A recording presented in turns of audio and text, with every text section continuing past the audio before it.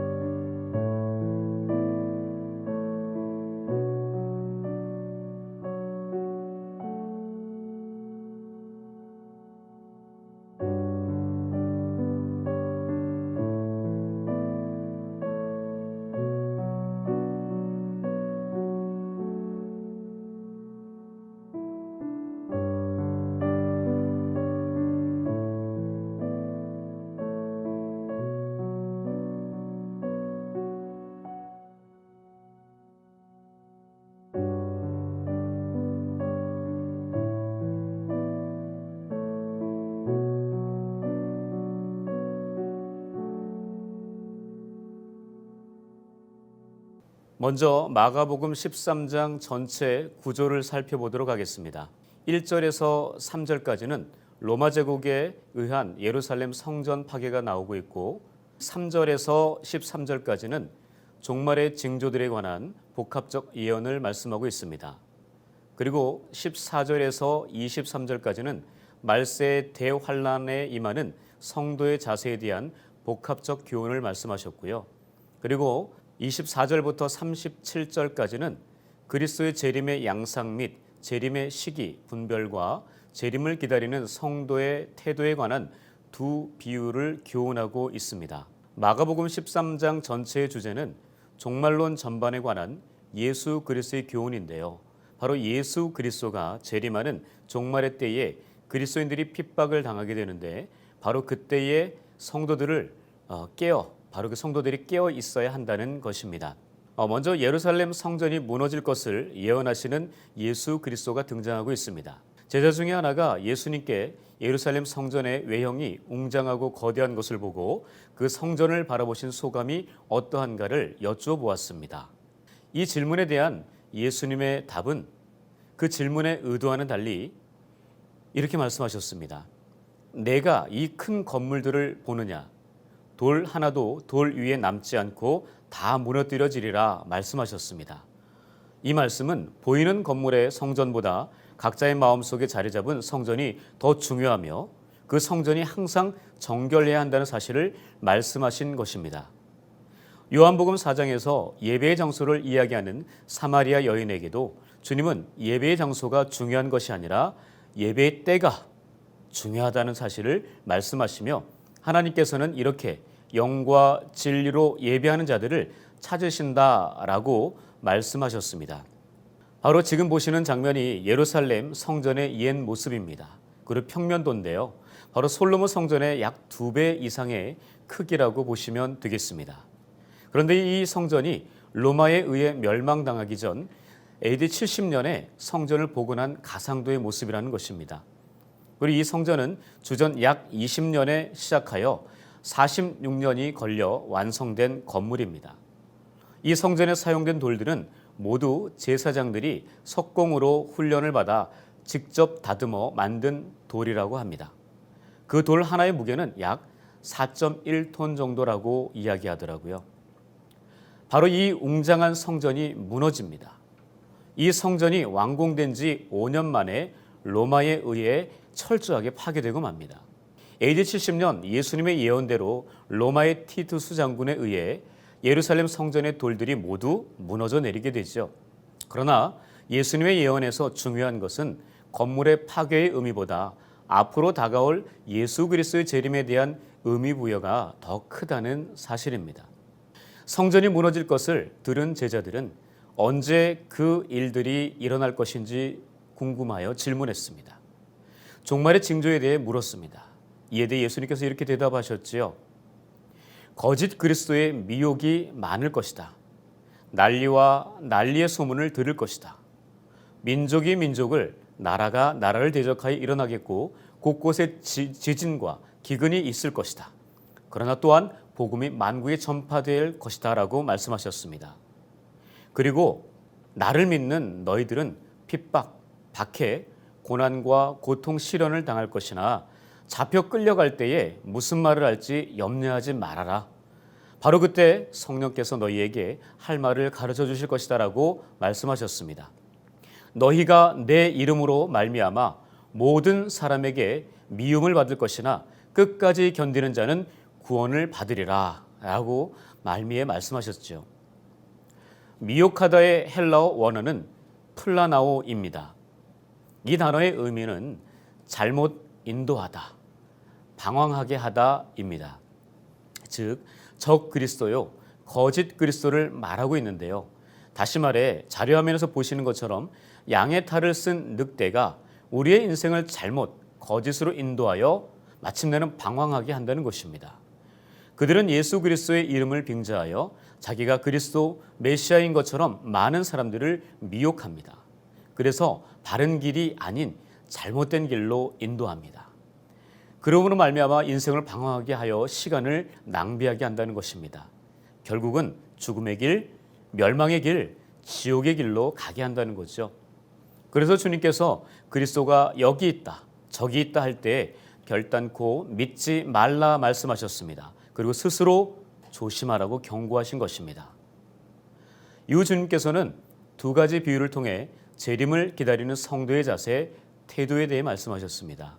하나는 무화과 나무의 비유이고 또 하나는 깨어있는 종들에 관한 비유입니다. 먼저 무화과 비유를 통해 주님은 무화과 나무의 상태가 계절에 따라 변하는 것을 통하여 시대를 분별하라라고 가르치셨습니다. 즉 무화과 나무의 가지가 연하여지고 잎사귀를 내게 되면 여름이 가까운 줄을 아는 것처럼 자연의 현상을 통해 때를 분별하듯 여러 가지 시대의 징조들을 통해 그리스도께서 재림하게 될 것을 인식하라는 것이죠. 그리고 나서 중요한 말씀을 하셨습니다. 천지는 없어지겠으나 내 말은 없어지지 아니하리라. 이 말씀은 언젠가는 이 세상의 모든 피조물들이 사라지는 종말이 올 것이지만 내 말은 영원히 사라지지 않고 살아서 역사할 것이라는 이야기입니다. 그러므로 우리는 변하고 사라질 세상에 마음을 두지 말고 언제 어디서나 변함이 없는 예수 그리스도의 말씀에 자신을 전적으로 의탁하는 분별력 있는 지혜로운 자들이 되어야 하겠습니다. 그리고 두 번째 깨어있는 종들의 비유를 말씀하셨습니다.